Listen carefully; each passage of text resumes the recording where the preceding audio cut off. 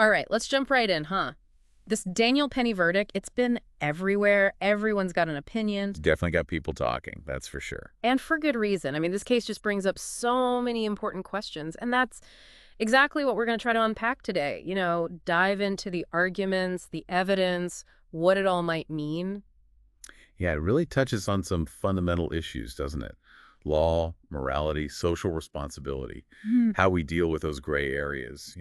Absolutely. And we're using Greg Jarrett's piece on Fox News as kind of a starting point for this. Makes sense. He's got some strong opinions on the case. Definitely. So just to recap, for anyone who hasn't been following every twist and turn, Daniel Penny, a Marine veteran, intervenes when Jordan Neely, a homeless man, is acting erratically on a New York City subway. Right, and Neely, he had a history of mental health issues. This wasn't his first run-in with the law or with issues on the subway. Sadly, the encounter ends with Neely's death from a chokehold. And that's where the controversy really explodes. Right, because then it becomes, was Penny's intervention justified?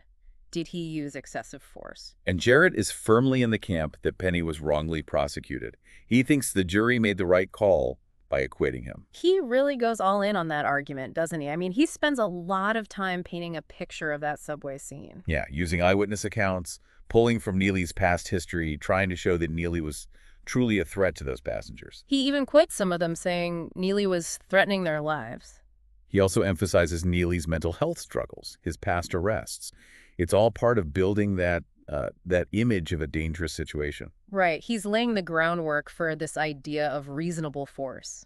Penny, the Good Samaritan, forced to act to protect himself and others. The core of his argument, yeah. Yeah. But it all hinges on this concept of reasonable force, right? Yeah. And that's not always so clear-cut. So let's break that down a bit. What exactly does reasonable force mean in a legal context?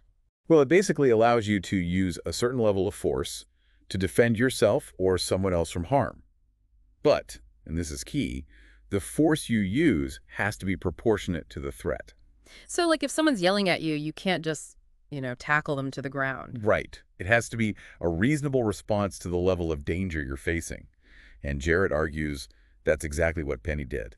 Interesting. So the trial basically became a debate over whether Neely truly posed an immediate threat and whether Penny's actions went beyond what was necessary. Right. And of course, you can't ignore the racial dynamics. Penny's white, Neely was black. And Jarrett really hammers on that point, doesn't he?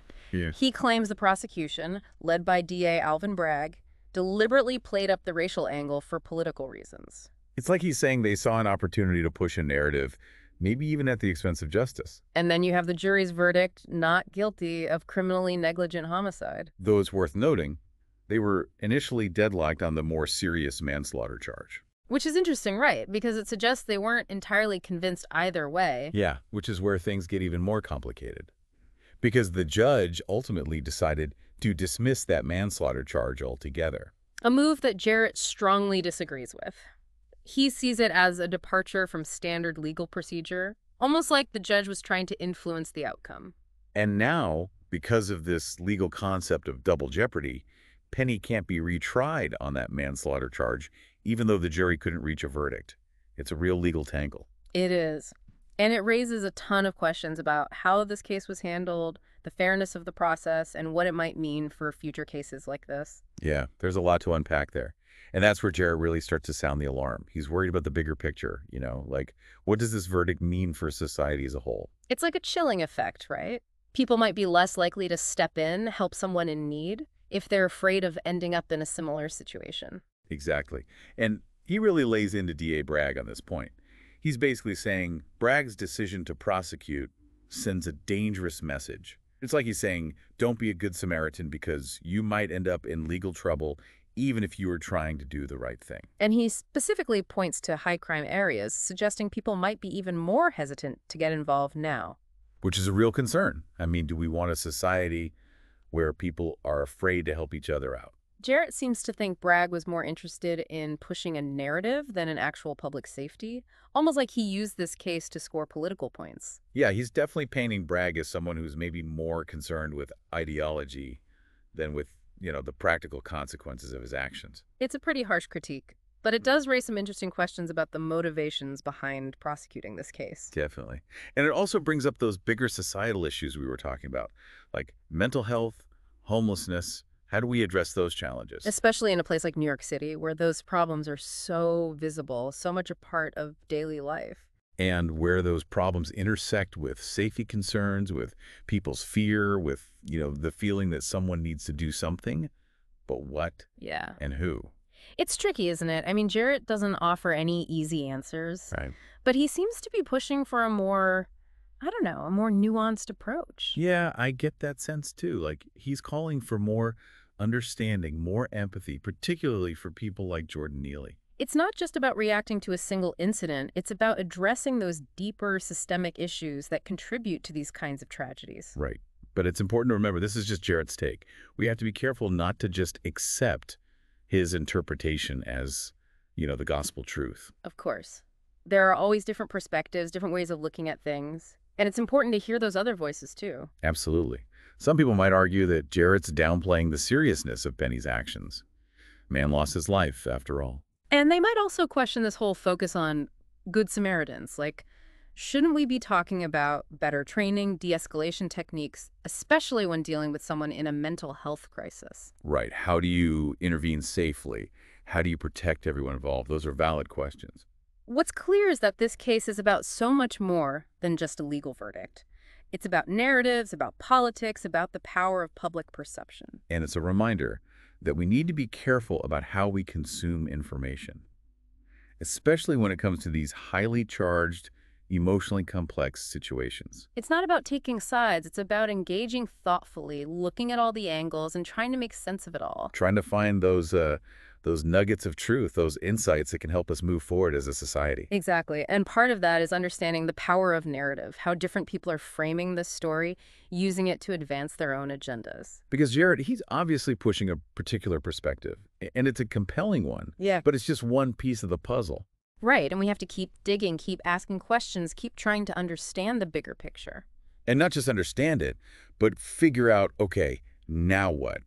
What do we do with this knowledge? How do we create a more just and compassionate world? Big questions, but important ones.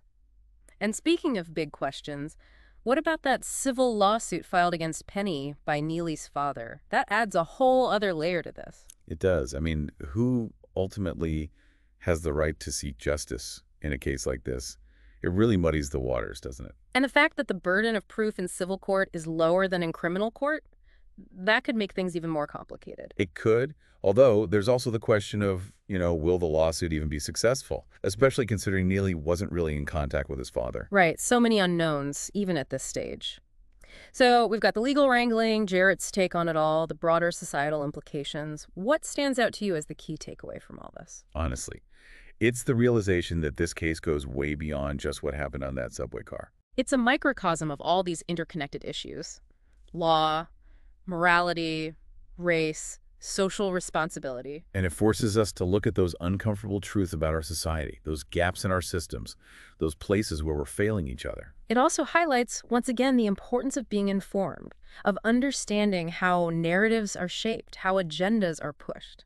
We need to be critical thinkers, active participants in the conversation. It's not about taking sides, it's about seeking understanding, seeking solutions. And it all circles back to that question Jarrett brings up, right? Could this verdict, this whole case, make people think twice before stepping in to help someone, even when it seems like someone needs help? I think it's a real possibility. You're on the subway, you see something happening, someone's in distress, maybe even acting a little scary. But then that little voice in your head whispers, remember Daniel Penny, remember what happened. Exactly. Especially in a place like New York, where everything seems to end up on camera, on social media. Who wants that kind of scrutiny? Makes you wonder if, in trying to be a good Samaritan, you might actually be putting yourself at risk. Both legally and, just in terms of public opinion, it's a tight spot to be in. So how do we balance those two things? The need to keep people safe, but also the need to be compassionate, to help those who are struggling, like Jordan Neely. That's the question, isn't it? And it's one that goes way beyond this one case.